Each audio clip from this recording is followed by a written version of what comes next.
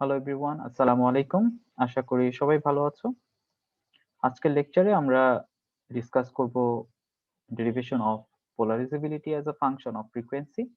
এর আগের লেকচারে আমরা যে টপিকটা ডিসকাস করেছিলাম সেটা হচ্ছে যদি এসি ফিল্ড অ্যাপ্লাই করি তাহলে ফ্রিকোয়েন্সির উপর ডিপেন্ড করে তার পোলারাইজেশন মেকানিজম গুলো কিভাবে বিহেভ করে and frequency dependent dielectric constant কিভাবে হবে সেটা হচ্ছে আমরা আজকে ফোকাস করব।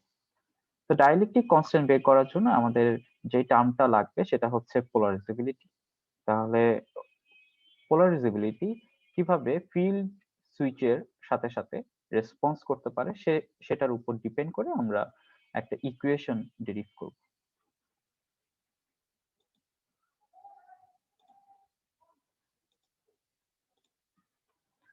সো ডেরিভ করার আগে আমরা জাস্ট একটু জেনে নেই ফ্রিকোয়েন্সির উপর আসলে ডাইলেকট্রিক যে ম্যাটেরিয়াল গুলো রয়েছে সেগুলো কিভাবে চেঞ্জ হয়। ওকে, তো আমরা জানি আমরা যদি ইলেকট্রিক ফিল্ড অ্যাপ্লাই করি, ইলেকট্রিক ফিল্ড অ্যাপ্লাই করার সাথে সাথে হচ্ছে কোন একটা ডাইলেকট্রিক মিডিয়ামের যেই মলিকুল গুলো রয়েছে সেগুলো হচ্ছে পোলারাইজ হয়ে যাবে। তো বেসিক্যালি আমরা যে ইলেকট্রিক ফিল্ডটা দিচ্ছি এবং হচ্ছে মলিকুল গুলো যে একটা পোলারাইজেশন ক্রিয়েট করবে, এই ডাইপোলের মধ্যে একটা হচ্ছে ইন্টারঅ্যাকশন হয়। তো এই ইন্টারঅ্যাকশনের কারণেই হচ্ছে আমাদের পোলারাইজেশন মেকানিজমটা হচ্ছে ক্রিয়েট হচ্ছে। তো আমরা দেখব হচ্ছে কোন ফ্রিকোয়েন্সিতে আসলে হচ্ছে পোলারাইজেশন মেকানিজমটা অ্যাক্টিভ থাকবে। তো জেনারেলি কিছু কিছু পোলারাইজেশন মেকানিজম হচ্ছে হাই ফ্রিকোয়েন্সি পর্যন্ত হচ্ছে অ্যাক্টিভ থাকতে পারে, যেমন হচ্ছে ইলেকট্রনিক পোলারাইজেশন। বিকজ অফ হচ্ছে আমরা জানি ইলেকট্রনিক পোলারাইজেশন ডিপেন্ড অন হচ্ছে কি ইলেকট্রনের যে মুভমেন্ট। তো ইলেকট্রনের মাস যেহেতু খুবই কম, সো হচ্ছে ইজিলি মুভ করতে পারে। তো আমরা হচ্ছে ফ্রিকোয়েন্সি যত ইনক্রিজ করি ফ্রিকোয়েন্সির সাথে সাথে ও ইলেকট্রন কি করতে পারে সেটাকে ফলো করতে পারে। তো এটা যেহেতু ফলো করতে পারে তাহলে তাদের ক্ষেত্রে হচ্ছে রেসপন্সটা খুবই হাই থাকে। খুবই হাই মিনস হচ্ছে খুব দ্রুত রেসপন্স করতে পারে। সো এই দ্রুত রেসপন্সের কারণে হচ্ছে হাই ফ্রিকোয়েন্সি পর্যন্ত ইলেকট্রনিক পোলারাইজেশন কাজ করে। তো আমরা দেখতে পাচ্ছি ওরিয়েন্টেশনাল পোলারাইজেশন যেহেতু ডাইপোলের উপর ডিপেন্ড করে এবং ডাইপোলের মাস হচ্ছে বেশি থাকার কারণে সেটা হচ্ছে হাই ফ্রিকোয়েন্সিতেও কাজ করতে পারে না। একটা নির্দিষ্ট ফ্রিকোয়েন্সিতে ও হচ্ছে প্রপারলি কাজ করতে পারে। তার রেজোনেন্স ফ্রিকোয়েন্সিতে 10 to the power around 9 to 10 এরকম একটা ফ্রিকোয়েন্সিতে ও হচ্ছে প্রপারলি কাজ করতে পারে। ওকে, তাহলে যে ঘটনাটা ঘটতেছে লো ফ্রিকোয়েন্সিতে আমরা হচ্ছে দেখতে পাচ্ছি dipole can respond rapidly to follow the field. তখন হচ্ছে আলফা ডি হচ্ছে ম্যাক্সিমাম একটা ভ্যালু দিবে। আর at the high frequency alpha D almost হচ্ছে জিরো, যেহেতু কি রেসপন্স করতে পারবে না, field can not induce a dipole moment. তো এই ঘটনাগুলো ঘটতেছে হচ্ছে মোটামুটি হচ্ছে দুইটা কারণ আছে। এর মধ্যে একটা কারণ হচ্ছে থার্মাল স্টিমুলেশন, অর্থাৎ হচ্ছে আমি যতই হচ্ছে টেম্পারেচার বাড়াই তো ওর কাজটা হচ্ছে কি র্যান্ডম, আমার যেই মলিকুল গুলো আছে সেগুলোকে হচ্ছে র্যান্ডম করে দিবে, ঠিক আছে। তো হচ্ছে ডাইপোলের ওরিয়েন্টেশন প্রপারলি হবে না। আর আরেকটা হচ্ছে মলিকুল যে একটা নির্দিষ্ট অ্যাঙ্গেলে রোটেট করবে সেটা কিন্তু ডিপেন্ড করবে ডাইলেকট্রিক মিডিয়ামের হচ্ছে যেই ভিসকোসিটি আছে সেটার উপর ডিপেন্ড করবে, ঠিক আছে। তো এরকম এই দুইটা টার্মের পাশাপাশি আরেকটা টার্ম হচ্ছে ফ্রিকোয়েন্সি বাড়ার সাথে সাথে ডাইপোলের যেই ইন্টারেকশন হবে এই ইন্টারেকশনটা প্রপারলি হবে কিনা, ঠিক আছে। তো বেসিক্যালি এই কারণগুলোর জন্যই হচ্ছে ডাইপোল অ্যালাইনমেন্টটা হাই ফ্রিকোয়েন্সিতে করা পসিবল হবে না, ঠিক আছে। সো এই কারণেই হচ্ছে আমরা আলফা ডি এর একটা হচ্ছে ইকুয়েশন দেখবো as a function of frequency এবং সেখান থেকে আমরা বের করব হচ্ছে ডাইলেকট্রিক কনস্ট্যান্ট। যেহেতু আমরা জানি ডাইলেকট্রিক কনস্ট্যান্ট ইকুয়াল টু কি 1 plus n alpha divide by epsilon naught. Okay, so এই যে আলফা আমরা যদি হচ্ছে ইলেকট্রনিক হিসাব করি তাহলে আলফা ই, আর যদি ডাইপোল হিসাব করি আলফা ডি। সো এই আলফা ডি এর value as a function of frequency আমরা বের করব।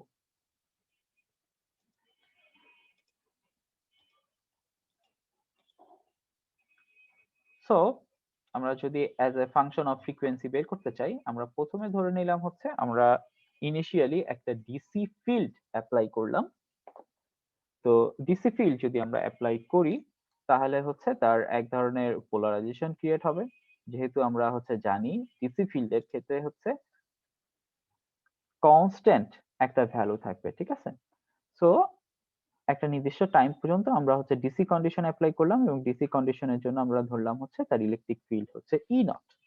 সো ই নট যদি হয় তাহলে আমরা হচ্ছে ডিসি ফিল্ডের জন্য আমরা যেটা পাবো, আমরা যদি ধরি T equal to T nought, so হচ্ছে পিটি নট ইকুয়াল টু হচ্ছে আলফা ই, এবং এই আলফা ই হচ্ছে ডিসির জন্য, okay, alpha D into electric field.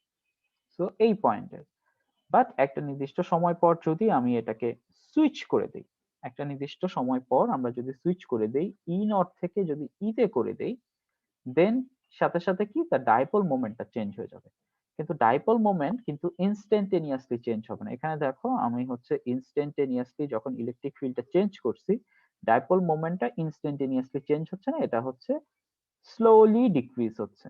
অর্থাৎ অবশ্যই কি ডাইপোলের একটা রেসপন্স টাইম আছে, ঠিক আছে? এই রেসপন্স টাইমের উপর বেস করে ও হচ্ছে কি হচ্ছে, এটা এটা ডাই আউট হচ্ছে। তাহলে আমরা দেখতে পাচ্ছি এখানে ইলেকট্রিক ফিল্ড হচ্ছে ই নট ইজ গ্রেটার দেন ই, এই ইটা হচ্ছে এসি ইলেকট্রিক ফিল্ড, যাকে আমরা বলতেছি E equal to E nought E to the power J omega T. So যখনই আমরা হচ্ছে সুইচ করে ফেলতেছি ই নট থেকে ই, তাহলে হচ্ছে তার ভ্যালুটাও হচ্ছে আলফা ডি নট থেকে আলফা ডি ই পরিমাণ হচ্ছে চলে যাবে, ওকে। কিন্তু একটা নির্দিষ্ট রিল্যাক্সেশন টাইমের উপর ডিপেন্ড করে এই কাজটা হবে।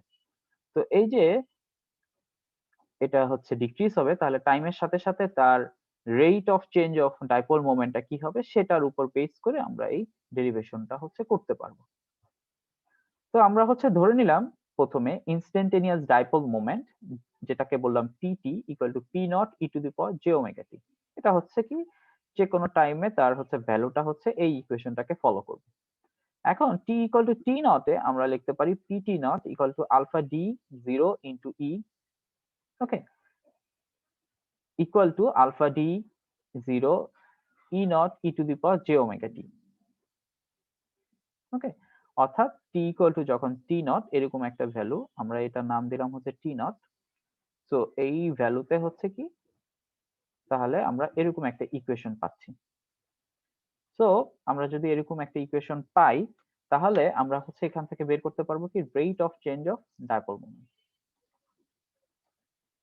তাহলে rate of change of dipole মোমেন্টটা কি ডিপি বাই ডিটি, অর্থাৎ হচ্ছে এই ডাইপোল মোমেন্টের ইকুয়েশনটাকে আমরা টি এর সাপেক্ষে ডিফারেন্সিয়েট করব, এবং এই ইকুয়েশনটা হচ্ছে ফলো করবে হচ্ছে কি P T nought minus P T divide by T, অর্থাৎ হচ্ছে এই টাউ যে রিল্যাক্সেশন টাইম এটার উপর ডিপেন্ড করবে, অর্থাৎ তাদের এক্সেস যে ডাইপোল মোমেন্ট আছে সেটা ডিভাইড বাই কি টাউ, ওকে। সো এই রেটে সে হচ্ছে ডিক্রিজ হবে। সো এখান থেকে আমাকে প্রথমে বের করতে হবে DP by DT. So P equal to যেহেতু P naught J omega T, তাহলে আমরা লিখতে পারি হচ্ছে PT equal to P naught J omega T, and then এটাকে যদি টি এর সাপেক্ষে আমরা ডিফারেন্সিয়েট করি তাহলে হবে কি P nought E to the power J omega T, আর E to the power J omega T কে ডিফারেন্সিয়েট করলে হয় E to the power M X কে করলে হয় M E to the power M X. So হচ্ছে J omega এখানে চলে আসছে। সো আমরা হচ্ছে এই ভ্যালুটা পেয়ে গেলাম। এখন এই ভ্যালুটা যদি আমরা এখানে ইনপুট দেই তাহলে আমরা কি করতে পারবো, আমরা এরকম একটা ইকুয়েশন বের করতে পারবো। তো এই ইকুয়েশন বের করার জন্য আমরা হচ্ছে এটাকে ইনপুট দেই। সো আমরা যদি এই ইকুয়েশনের মানটা হচ্ছে বসাই, সো আমরা পাচ্ছি কি J omega P nought E to the power J omega T equal to P T nought, P T nought আমরা পেলাম হচ্ছে কি alpha D zero E nought E to the power J omega T minus P T, P T equal to হচ্ছে P nought E to the power J omega T divide by হচ্ছে tau. তাহলে আমরা হচ্ছে উভয় পক্ষ থেকে জে ওমেগা টিটাকে বাদ দিতে পারি। সো আমরা লিখতে পারি এভাবে J omega P naught tau equal to আমরা লিখতে পারি alpha D zero E naught minus হচ্ছে কি পি নট। সো পি নটটাকে যদি আমরা এই পাশে নিয়ে আসি, সো আমরা হচ্ছে পাচ্ছি এরভাবে 1 plus J omega tau into P not equal to কি alpha D zero E not. So এখান থেকে আমরা হচ্ছে পি নট এর ভ্যালুটা পেয়ে গেলাম, P not equal to alpha D zero divide by 1 plus J omega tau E naught. Okay, so এটাই হচ্ছে আমাদের কি ডাইপোল মোমেন্টের ইকুয়েশনটা আমরা হচ্ছে পেয়ে গেলাম।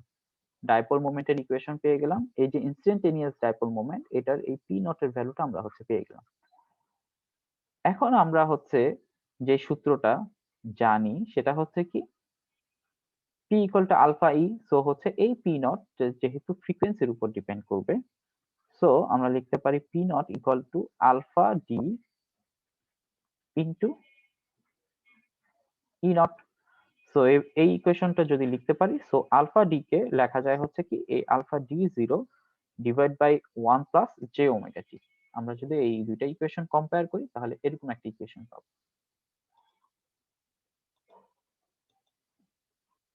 সো আমরা হচ্ছে সেই জিনিসটাই এখানে দেখতে পাচ্ছি, polarization P not equal to alpha D omega into E not.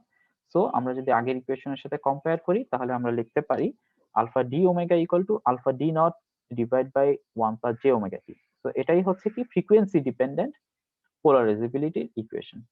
So এখান থেকে আমরা যে জিনিসটা বুঝতে পারতেছি, এখানে যেহেতু জে এর একটা টার্ম চলে আসতেছে, সো এটা অবশ্যই কি একটা complex number. So complex number means হচ্ছে এখানে একটা রিয়েল পার্ট থাকবে, একটা ইমাজিনারি পার্ট থাকবে। অর্থাৎ এটাকে আমি যদি এভাবে চেঞ্জ করি, alpha D zero 1 plus J omega tau, আমি যদি উপরে নিচে হচ্ছে 1 মাইনাস জে ওমেগা টাউ যদি আমরা হচ্ছে ইনক্লুড করি, সো এটাকে হচ্ছে দুইটা ভাগে ভাগ করতে পারি। একটা হচ্ছে আলফা ডি জিরো, এটা হচ্ছে A square minus B square. So হচ্ছে এটা হবে হচ্ছে এরকম ভাবে omega square tau square minus এখানে একটা জে থাকবে এন্ড দেন এখানে একটা ওমেগা টাউ থাকবে, alpha D nought 1 plus omega square tau square. So আমরা লিখতে পারি এটা হচ্ছে রিয়েল পার্ট আলফা ডি এর, এটা হচ্ছে রিয়েল পার্ট মাইনাস জে, আর এখানে আমরা যেটা পেলাম এটা কি ইমাজিনারি পার্ট। সো এখান থেকে আমরা হচ্ছে ইমাজিনারি পার্ট পেলাম। সো যেহেতু আলফা ডি ইমাজিনারি পার্ট এবং রিয়েল পার্ট আছে, সো আলফা ডি এর সাথে সম্পর্ক হচ্ছে রিলেটিভ পারমিটিভিটি, যেহেতু রিলেটিভ পারমিটিভিটি ইকুয়াল টু কি 1 plus n alpha D by epsilon naught. So আমরা বলতে পারি হচ্ছে রিলেটিভ পারমিটিভিটি হচ্ছে একটা কমপ্লেক্স নাম্বার, এখানে একটা রিয়েল পার্ট থাকবে, একটা ইমাজিনারি পার্ট থাকবে। ওকে, সো এটাই হচ্ছে derivation of polarizability as a function of frequency. এখন এই যে রিয়েল পার্ট এবং ইমাজিনারি পার্ট, এইটা কিন্তু হচ্ছে দুইটা টার্মকে রিপ্রেজেন্ট করে।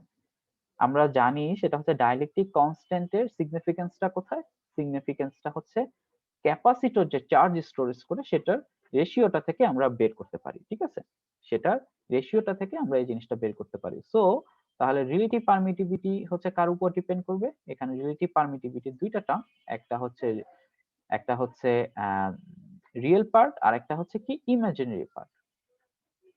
সো রিয়েল পার্টেরটা ও হচ্ছে যেটা এক্সপ্রেস করবে সেটা হচ্ছে ক্যাপাসিটেন্স, যে চার্জ স্টোর করবে সেটাকে, আর ইমাজিনারি পার্টটা হচ্ছে এনার্জি লস, যেটাকে বলতেছে ডাইলেকট্রিক লস কে রিপ্রেজেন্ট করবে। তো এই কারণে দুইটা কার্ভ হচ্ছে দুই ধরনের, উপরেরটা হচ্ছে রিয়েল পার্ট, আমরা দেখতে পাচ্ছি এটা হচ্ছে কন্টিনিউয়াসলি ডিক্রিজ হচ্ছে, ফ্রিকোয়েন্সি যত হচ্ছে বাড়তে থাকবে এফ এর ভ্যালু তত হচ্ছে এটা ডিক্রিজ হচ্ছে, একটা পর্যায়ে কনস্ট্যান্ট হয়ে যাবে। ঠিক আছে, কিন্তু যেই পর্যায়ে ম্যাক্সিমামটা দিবে সেটা হচ্ছে 1 বাই টাউ। ওকে, সেটাকে আমরা বলতেছি 1 বাই টাউ, এই পজিশনে ম্যাক্সিমাম দিবে ডাইলেকট্রিক লসটা। ডাইলেকট্রিক লসটা এই পয়েন্টে কি দিচ্ছে ম্যাক্সিমাম, এটা হচ্ছে ইমাজিনারি পার্টের আমার কার্ভটা। ওকে,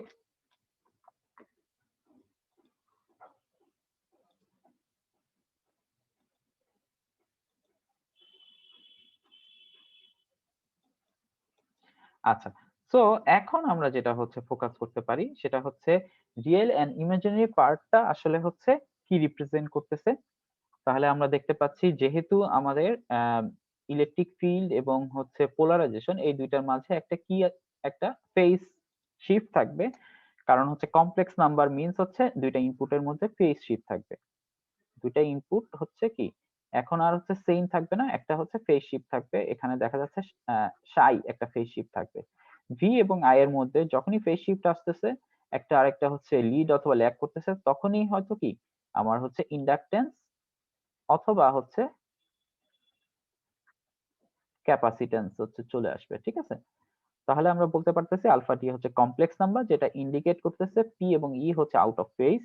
এবং লো ফ্রিকোয়েন্সিতে যখন omega tau equal two less than 1, অর্থাৎ এই ভ্যালুটা, অর্থাৎ ওমেগার ভ্যালুটা যখন 1/টাউ ইকুয়াল টু খুবই কম, 1 এর থেকে কম, তখন হচ্ছে আলফা ডি ওমেগা হচ্ছে আলফা ডি জিরো, অর্থাৎ ফ্রিকোয়েন্সির উপর কম ডিপেন্ড করবে।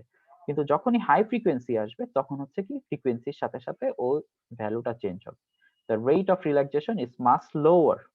Rate of relaxation much lower than the frequency of the field, and P no longer follow the variation of field. অর্থাৎ হচ্ছে যখন এই 1/টাউটা খুব স্লো হয়ে যাবে, 1/টাউটা যখন খুব স্লো হয়ে যাবে মিন্স হচ্ছে খুব হাই হয়ে যাবে, তখন আমাদের ভ্যালুটা, তখন আমরা দেখতে পাচ্ছি কি তখন ভ্যালুটার কারণে হচ্ছে তার পোলারাইজেশনটা আস্তে আস্তে ডিক্রিজ হবে। ঠিক আছে, আমরা এই পয়েন্টে দেখছি 1/টাউ এর পরে এটা আস্তে আস্তে কি কন্টিনিউয়াসলি ডিক্রিজ হয়ে গেছে। ঠিক আছে, তো এটা হচ্ছে real and imaginary part of relative permittivity in terms of frequency. So এটার উপর ডিপেন্ড করে আমরা হচ্ছে যেটা বের করতে পারি সেটা হচ্ছে ডাইইলেকট্রিক লস। ওকে, ডাইইলেকট্রিক লস এবং হচ্ছে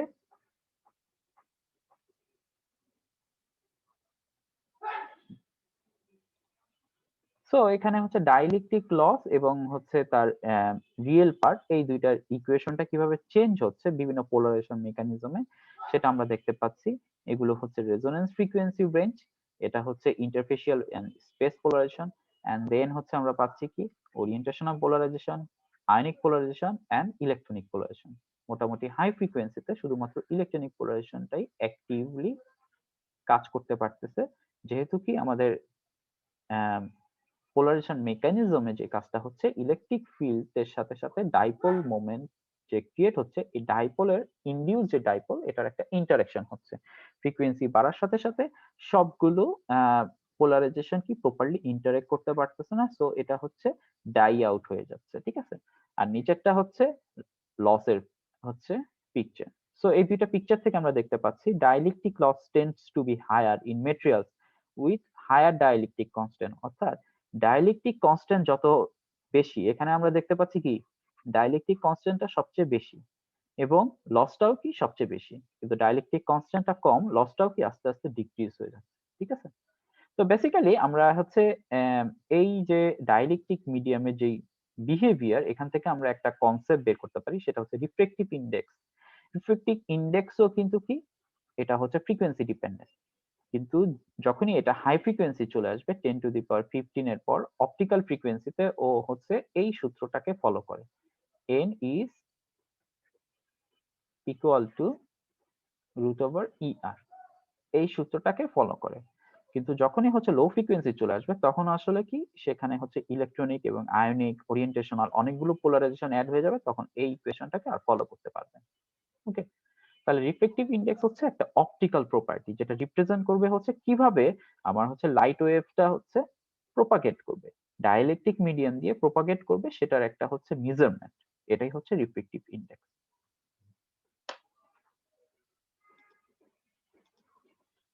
সো আজকে এই পর্যন্ত।